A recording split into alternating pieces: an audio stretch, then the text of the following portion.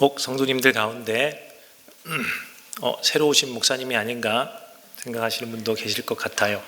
작년에 우리 함께 하게 되신 분들은 제가 작년에 없어서 그렇게 느끼실 것 같은데요. 저는 작년에 여러분이 배려해 주셔서 안식년, 연구년을 한 해 보내고 왔어요. 외국에 나가면 참 좋았겠지만 그럴 상황이 못 되어서 한 번도 가보지 못한 곳에 살아보자. 그래서 강원도의 고성, 아주 저 위에 있는 고성에서 있었습니다. 그곳에 있으면서 주로 책을 좀 많이 보려고 노력을 했고요. 책을 읽기 위해서 서점을 많이 갔더랬습니다. 우리 같은 외지인, 강원도에 살지 않는 외지인은 강원도 고성하고 속초하고 다른 지역 같아 보이지만 우리는 가보면 아시겠지만 강원도 고성이 속초고 속초가 고성이에요. 붙어 있고 거의 같은 생활권이기 때문에, 그리고 고성 안에는 뭐가 잘 없어요. 그래서 주로 이제 서점을 가려면 속초로 나갔습니다.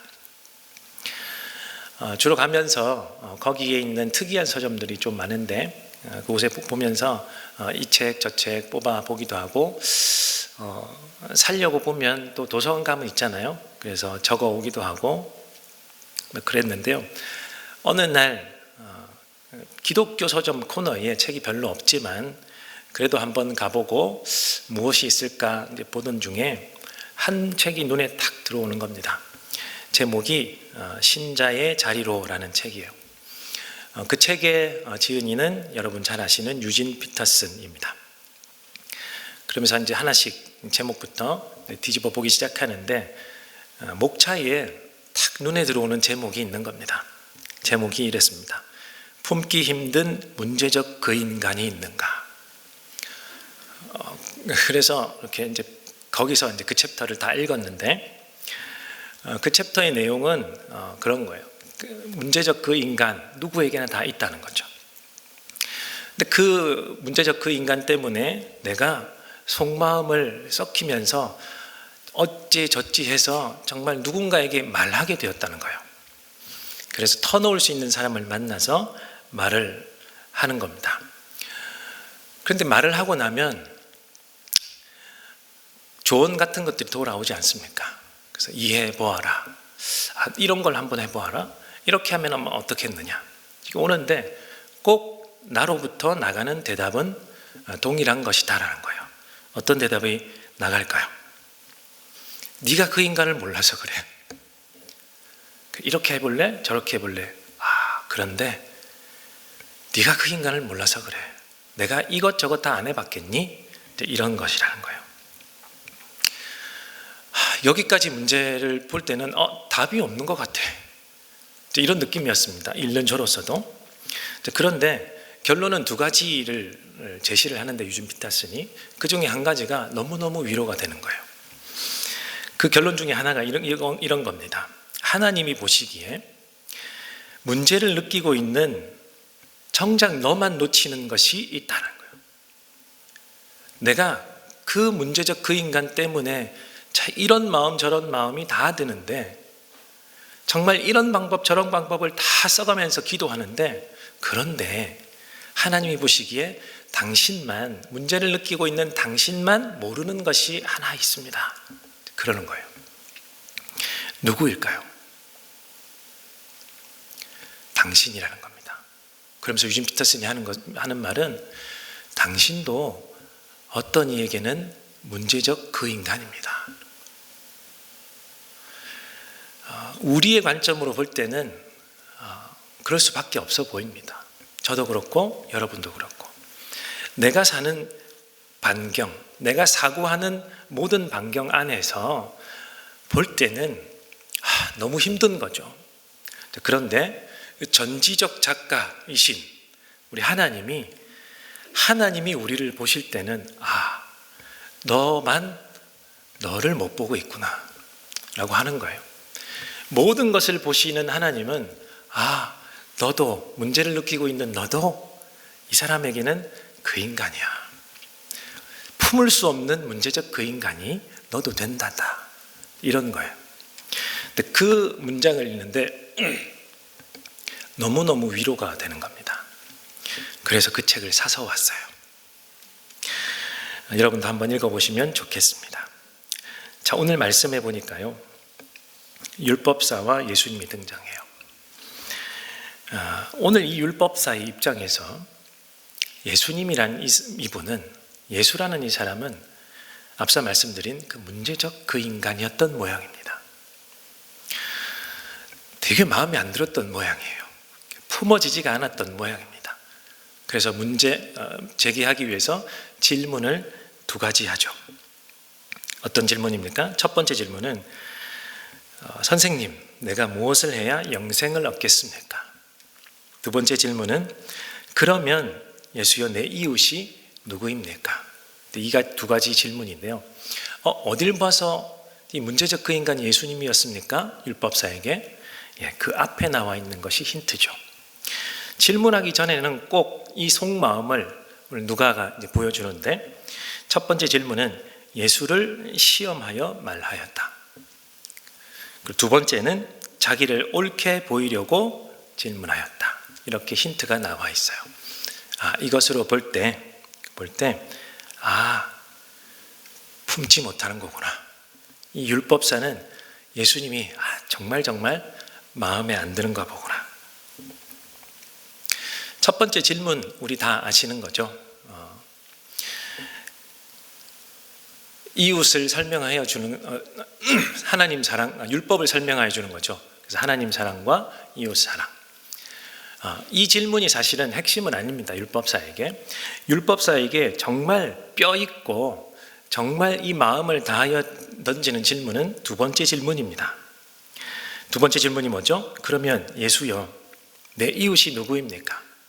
율법으로 질문하고 율법으로 답을 받았기 때문에 첫 번째 질문은 그렇게 넘어간 것 같아요. 그런데 두 번째 질문을 이제 뼈 있게 던지는 겁니다. 그러면 하면서 이제 이어지는 거예요. 그러면 예수여, 이웃을 사랑하라고 했는데 이웃은 누구입니까? 이 질문이 정말 뼈를 잔뜩 담아서 던진 질문입니다. 이 질문의 뼈를 하나씩 해부해서 이렇게 펼쳐놓으면 이런 질문이 됩니다.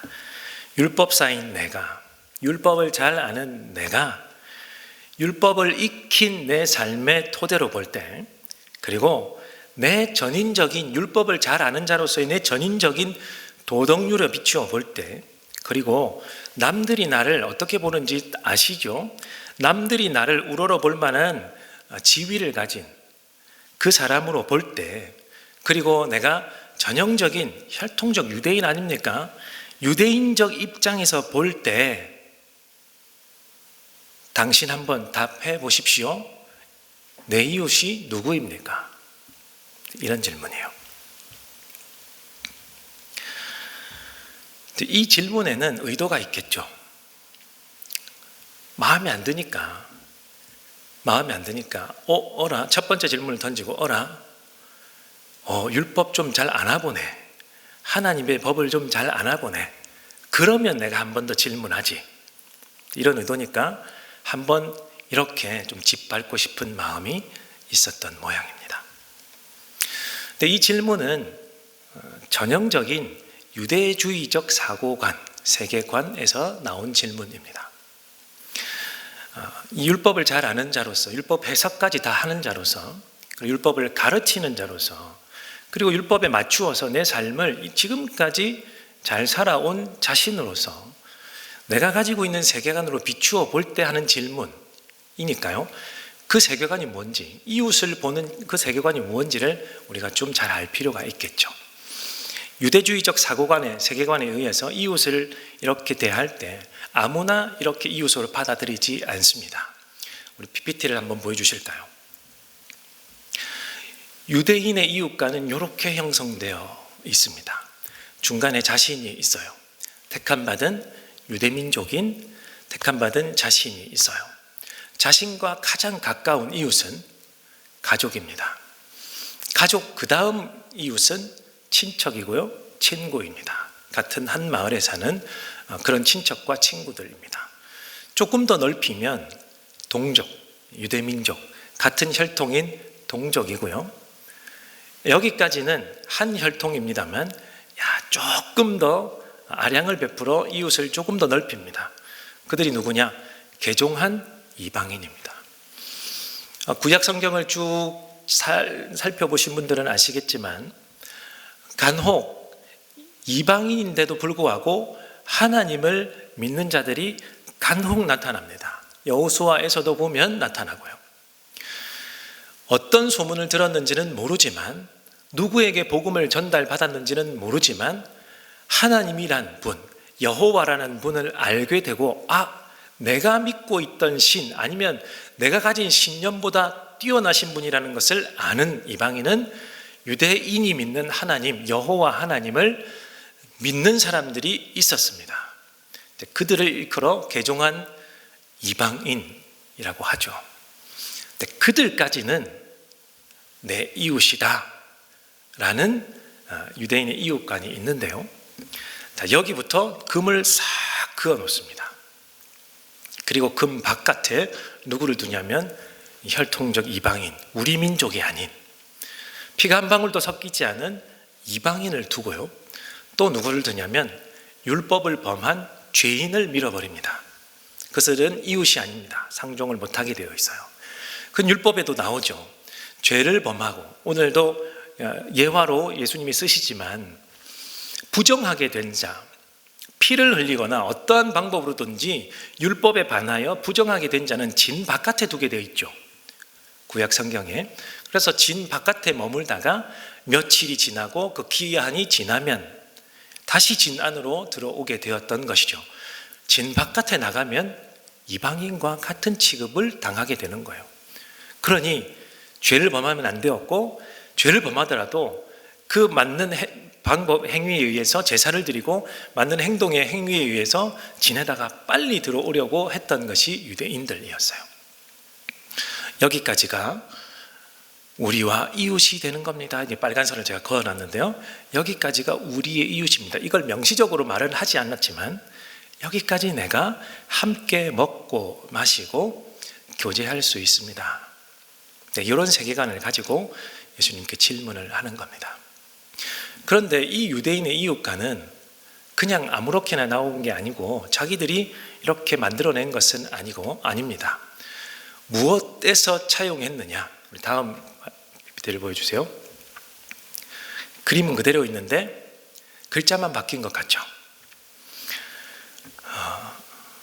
글이 좀 깨어졌는데요. 양해를 부탁드리고, 유대인들이 하나님께서 정해주신 제사 방법, 우리로 말하면 예배의 방법이 있었어요. 그래서 이 예배의 방법대로 이스라엘 백성들은 성전을 짓습니다. 성전의 가장 안쪽에는 지성소가 있고요. 그 다음에 밖에는 성소가 있죠. 그 다음 밖에는 유대인의 뜰이라는 곳이 있고요. 그 다음 밖에는 여인의 뜰이라는 곳이 있고, 그 다음은 이방인의 뜰이라는 곳이 있어요. 여러분 나중에 한번 인터넷에서 검색을 한번 해보셔도 좋습니다. 성전이 있으면 뜰 이름이 이렇게 명칭이 구분되어 있는데, 왜 구분을 시켜놨냐면 들어갈 수 있는 사람의 종류가 달라요. 지성소에는 1년에 딱 한 차례 대제사장만 들어갈 수 있습니다. 그 외에는 접근 불가능. 성소에는 직분을 맡은 제사장만이 성소에 들어가고요.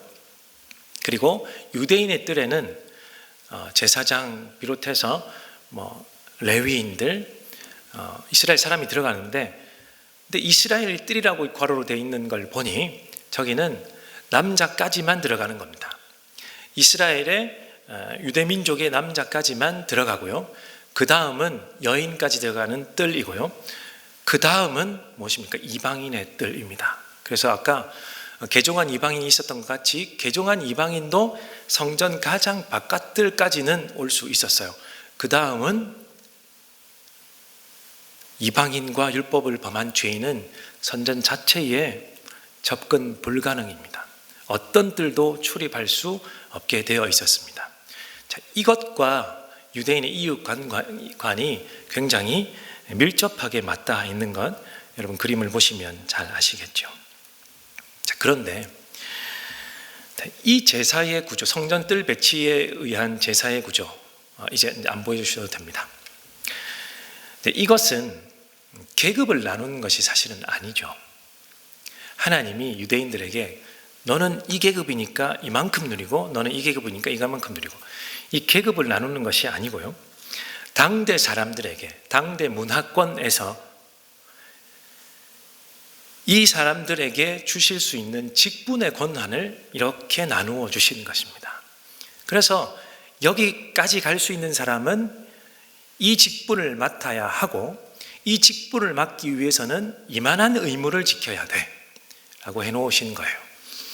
예를 들어 대제사장은 지성소까지 들어갈 수 있지만 그가 지켜야 할 율법은 훨씬 더 많습니다. 그가 죄를 범한 채로 지성소에 들어가면 어떻게 됩니까? 죽게 되죠. 그만큼 의무는 많지만 어쨌든 네가 맡아야 될 직분은 이거기 때문에 너는 이런 의무를 다해, 그래야 내가 제사를 받고 너희 가운데, 죄인인 너희 가운데 머무를 수 있어. 권력 구조가 아니라요, 다시 말씀드리지만 이것은 직분의 구조입니다. 이런 직분이 잘 이행됐을 때요, 하나님이 명한 바대로 율법에 의해서 잘 이행이 됐을 때는 어떻게 됩니까? 복이 그 안에서부터 점점 밖으로 흘러나오게 됩니다. 그런데 우리도 잘 아시다시피 구약 백성들이 잘 못하죠.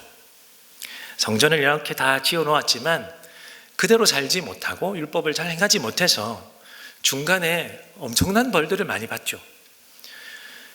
이게 어그러지다 보니까, 이 직분들이 다 어그러지다 보니까 복이 안에서부터 밖으로 흘러나가지 못했습니다. 그런데 하나님이 의도하신 바는 우리 에스겔 47장에 잘 나타나는데요, 성전이 회복되는 그림을 에스겔 47장에서 보여줍니다. 회복된 성전에서 무엇이 흘러나가죠? 지성소 안에서부터 물이 흘러나가서 어떻게 됩니까? 성전을 다 적시고 뜰을 다 적시고 이 성전 바깥으로 나가서 온 열방을 적시게끔 되는 환상이 나오는 거예요. 이 구조가 잘 맞물리고 잘 돌아갔을 때 하나님은 복의 근원이시기 때문에요, 임재에 계신 그 지성소로부터 복이 밖으로 그래서 온 열방 가운데 퍼지게 되는 구조. 그러니 그 직분이 정말 중요했고, 하나님 그 직분대로 잘 행하기를 원했고,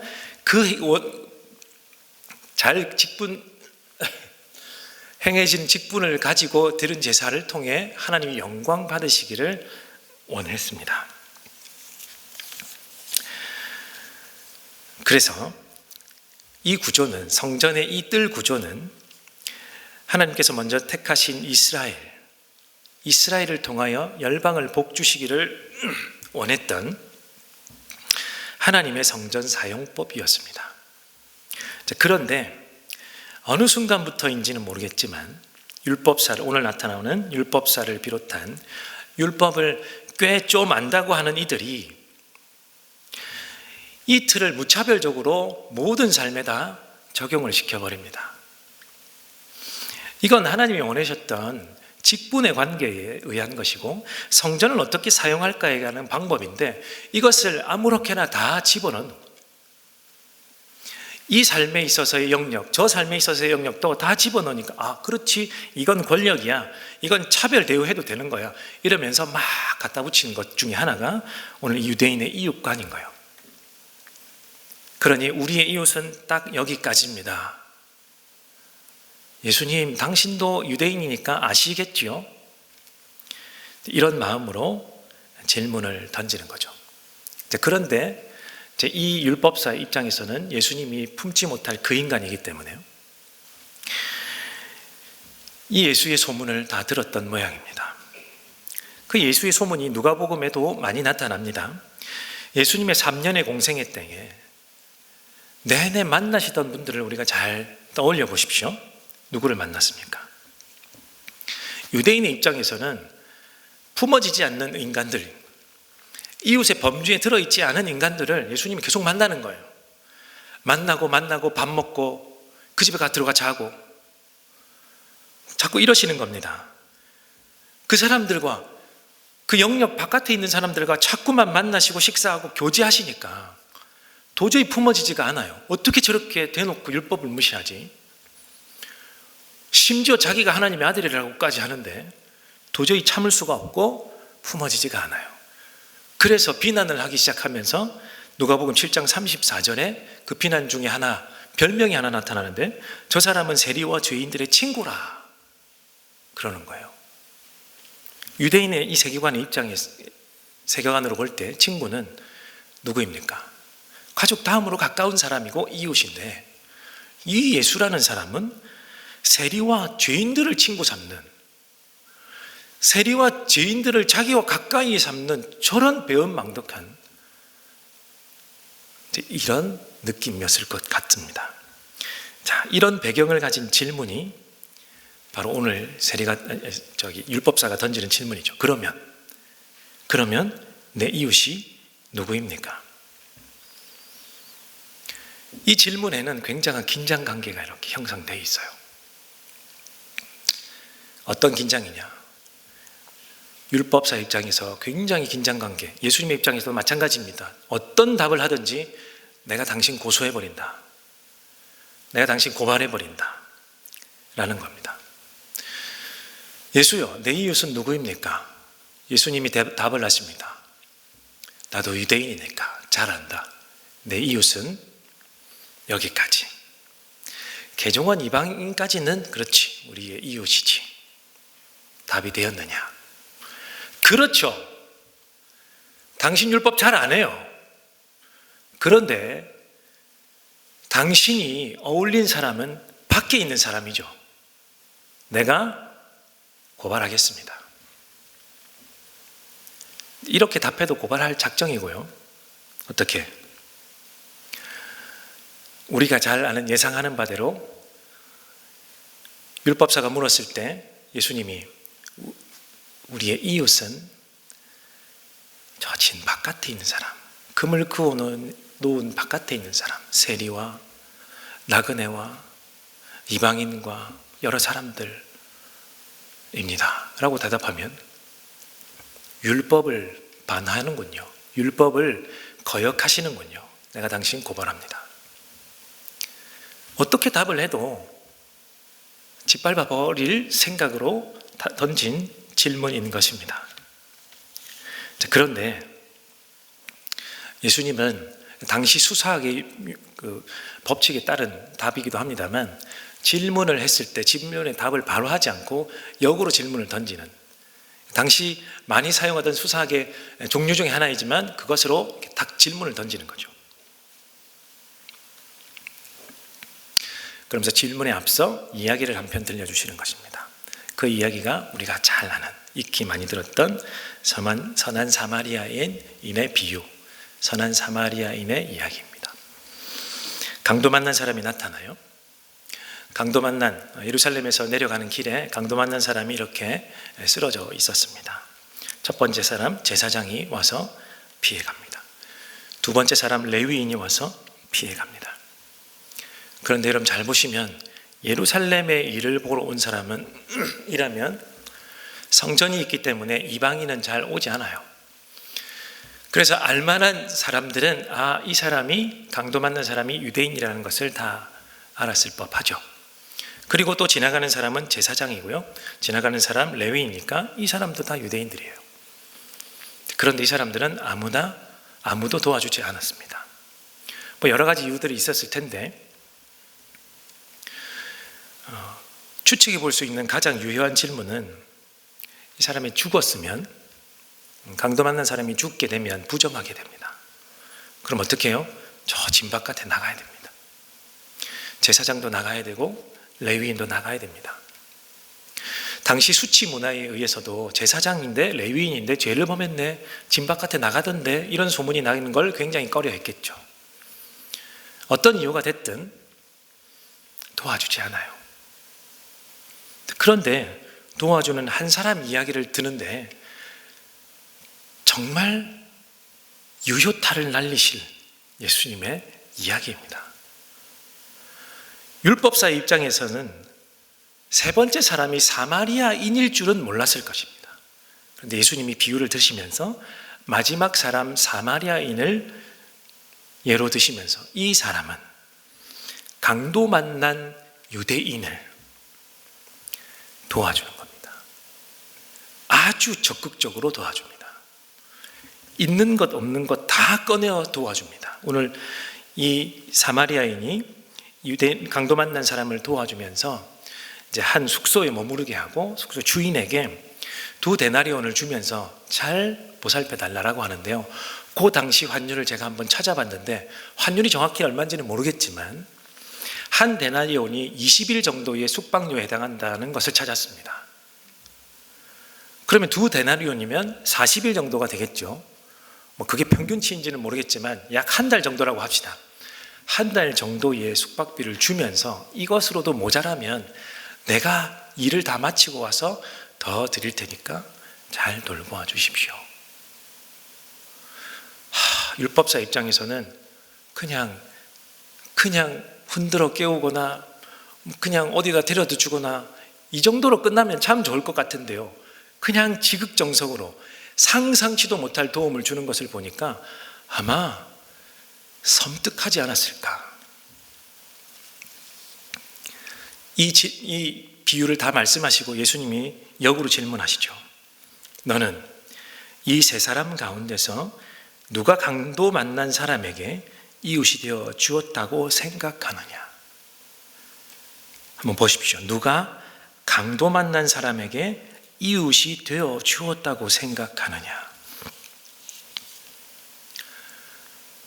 저는 이제 설교를 준비하다가 이것저것 다 이렇게 자료 같은 것들을 보면서 준비하다가 예수님이 이 질문을 이렇게 이르러서 속으로 요즘 말로 이야 완전 멋진 폭발, 완전 멋있어 예수님, 이런 생각을 했는데요. 왜 그럴까요? 예수님의 질문이 그래요. 내가 질문을 하는데 이 세 사람 가운데 네가 생각하기에 누가 강도 만난 사람의 이웃이 되어 주었다고 생각하느냐? 여러분 잘 보십시오. 율법사는 질문을 이렇게 던져요. 내 이웃이 누구입니까? 나 중심입니다. 아까 그림을 보여드렸던 것처럼 나로부터 시작되는 그 이웃의 관계도였죠. 유대교 이웃간으로 나를 중심에 두고 내 이웃이 누구입니까? 이렇게 물었는데 예수님은 저 바깥으로 나가가지고 물어보는 거예요. 사마리아인까지 이렇게 다 이야기를 하시면서 저 바깥으로 나가서 율법사에게 물어보는 겁니다. 내가 이야기 들려주었지? 네가 생각하기에 누가 강도 만난 사람의 이웃이 되어 주었게? 그러니까 이게 무도신문인지 뭔지 홀린 듯하게 율법사가 답을 하는데 뭐라고 합니까? 굳이 사마리아인이라고는 답을 하지는 않습니다만 네, 이런 지극정성 도와준 요 사람이요.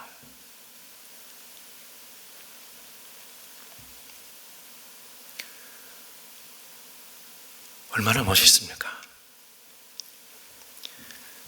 질문 2가지를 주고받았는데 결론은 율법사의 결론으로 나지 않고 예수님이 의도하신 바대로 답이 나왔죠. 반문할 수 있죠. 네가 대답하지 않았냐? 그렇지. 자비를 베풀어준 사마리아인이 이웃이야.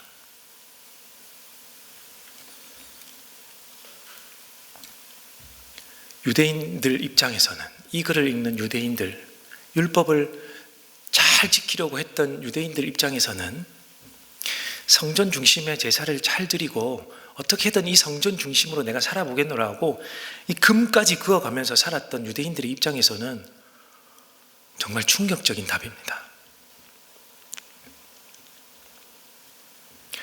여러분, 이것으로 보아 무엇을 알 수 있을까요?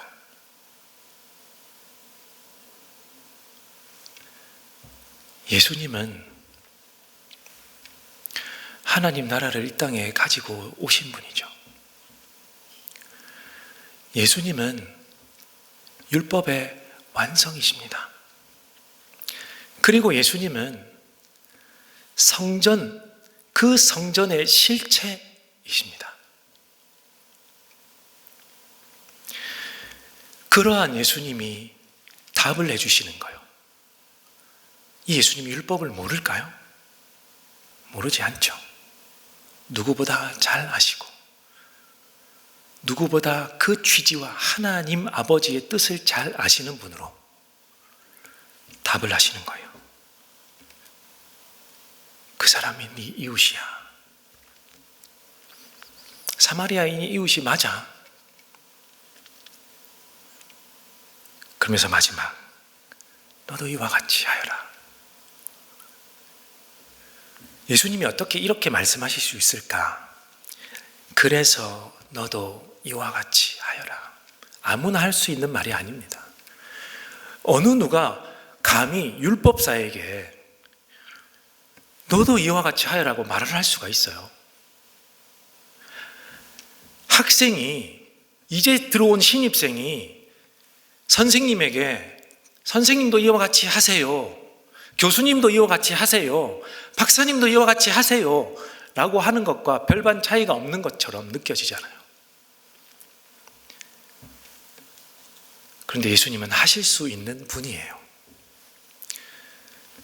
율법의 완성이시기 때문에요.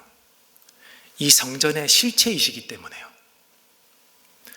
하나님의 아들이시기 때문에요.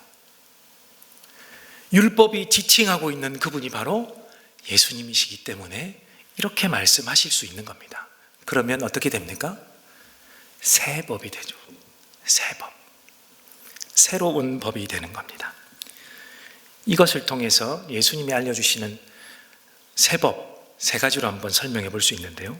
첫 번째는 이웃은 너의 생활 방식이나 너의 세계관으로 정하는 것이 아니야. 두 번째는 이웃으로 받아들여야 하는 특수한 사람이 존재하는 것이 아니야. 세 번째는 네가 이웃을 결정하거나 선택하는 특권을 가지고 있지 않아. 이것을 보아 우리에게 적용되는 새 법은 어떨 것인가? 어느 시대에나 어떤 지역에나 어느 역사 속에서 도움이 필요한 사람들은 언제나 존재했습니다. 존재합니다. 존재할 것입니다. 그 속에서 그리스도인들은, 하나님 나라를 사는 그리스도인들은 어떻게 이웃을 찾는 것이 아니고요, 이웃이 되어주는 것입니다. 저 사람 그렇지, 그럴만하니까 이웃으로 삼아야지. 저 사람 나에게 이런 것들이 있으니 줄 수 있겠군, 도울 수 있겠군, 이웃으로 삼아야지. 이렇게 찾는 것이 아니라요, 그러한 사람은 언제나 존재하는데, 중요한 것은 그리스도인이라면, 하나님 나라의 백성이라면 그냥 그 사람들, 도움이 필요한 사람들에게 이웃이 되어주면 돼. 오늘 성령님이 우리에게 하시는 말씀입니다. 예수님의 복음을 통해서 예수님의 복음을 살아내려고 하시는 저와 여러분, 이웃은 찾는 게 아닙니다. 이웃은 되어주는 것입니다. 그 도움을 나도 받을 수 있습니다. 내가 도움이 필요할 때는 누군가가 나에게 이웃이 되어줄 수 있습니다. 마찬가지로 나도 누군가에게 도움이 필요하다면 언제든 이웃이 되어줄 수 있습니다. 그러면서 성령님이 한 가지 더, 나 중심의 세계관에서 좀 비켜나 볼래? 내가 옳다고 생각하는 거 다 그것이 전부라고 생각하는 것에서부터 조금 비껴나 볼래? 네가 품을 수 없는 그 사람이 있지만 너도 누군가에는 품어지지 않는 그 인간이고 그 사람인 것 조금 비껴나 보면 보일 텐데, 이렇게 성령님께서 말씀하십니다. 말씀을 맺으려고 하는데요, 우리 지금 여러분의 도움을 힘입어서 지금 아프가니스탄에서 이렇게 우리나라로 온 기여자들이요, 용인에도 정착했고 이렇게 뿔뿔이 터져서 정책을 하고 있는데 우리 김덕원 목사님이 방에다가 물건을 많이 모으고 계세요. 굉장히 많아 보입니다. 아직은 좀 더 모자라 보여요. 가족들이 많으니까요. 여러분이 도와주실 줄로 믿지만 그런 것을 보니까 그렇지, 난민이니 뭐니 이런 거 별로 중요하지 않아요. 도움이 필요하지 돕는 거죠. 이웃이 되어주는 거죠. 우리 앞서서 지난주에도 우리 목사님 말씀하셨는데 우리는 이렇게 돕는 주의 이렇게 많습니까? 네, 도울 사람이 많으니까요. 그냥 도움이 필요하면 우리 이웃이 되어줄 사람이 많으니까 그렇습니다. 다 이웃이 되어주지 못할지라도 우리가 도움이 필요한 것 구분 없이 이웃이 되어주어야 될 것 같죠. 많다고 여기면 안 될 것 같아요. 그래서 우리가 우리 미혼모들을 돕기도 하고 우리 사랑마루에 우리 노숙인들도 돕기도 하고요. 여러 가지 일을 하고 있는데 그런 것을 볼 때 건강하네, 그러네, 그리스도인으로 사는 것 이런 거구나, 하나님 나라를 이렇게 사는 거구나, 이렇게 느끼시면 될 것 같아요. 다시 한번 마무리하는데요, 오늘 주님이 우리에게 말씀하시는 겁니다. 이웃은 찾는 것이 아니고 이웃은 되어주는 거다. 네가 이웃은 되어주는 거다. 이 말씀을 품고 우리 한 삶의 또 현장에 나아가면 좋겠습니다.